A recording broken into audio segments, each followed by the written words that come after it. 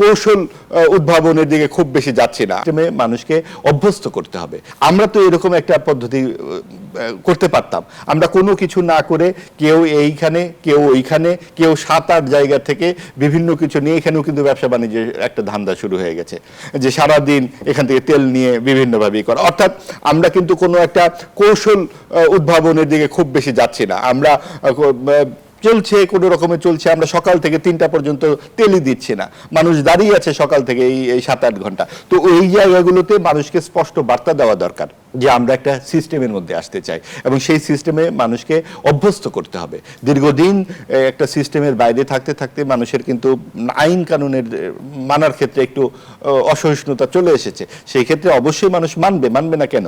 তো সেই ক্ষেত্রে সরকারকে ওই দায়িত্বটা নিতে হবে এবং খাত ধরে ধরে যে এইটুকু আমার হাতে আছে ভাই, আমরা জানিয়ে রাখলাম আগামীতে এই সমস্যা হতে পারে। তাহলে মানুষকে জানালে কিন্তু মানুষকে যদি বলে দেওয়া হয়, যেরকম আমাদের অর্থমন্ত্রী বললেন 2 দিন আগে, জিনিসপত্রের দাম তো বাড়বেই, এই ধরনের কথাবার্তা ডাইরেক্ট বললে কিন্তু মনে হয় যে তারা খুব বেশি, হয়তো তিনি ক্যাজুয়ালি বলেছেন কথাটা, কিন্তু ক্যাজুয়ালি বলার আগে কিন্তু এভাবে বলা দরকার ছিল যে আমাদের অর্থনৈতিক পরিস্থিতিতে এমনি খারাপ করে গেছে গত 2 সরকার, তো সামনের যেটুকু সময় আছে আমরা সবাই মিলেই খারাপ অবস্থায় ভাগাভাগি করে চলবো, অথবা কিভাবে কি করা যায় আমরা আপনাদেরকে টাইম টু টাইম জানাবো। তাহলে কিন্তু মানুষ স্বস্তি পায়।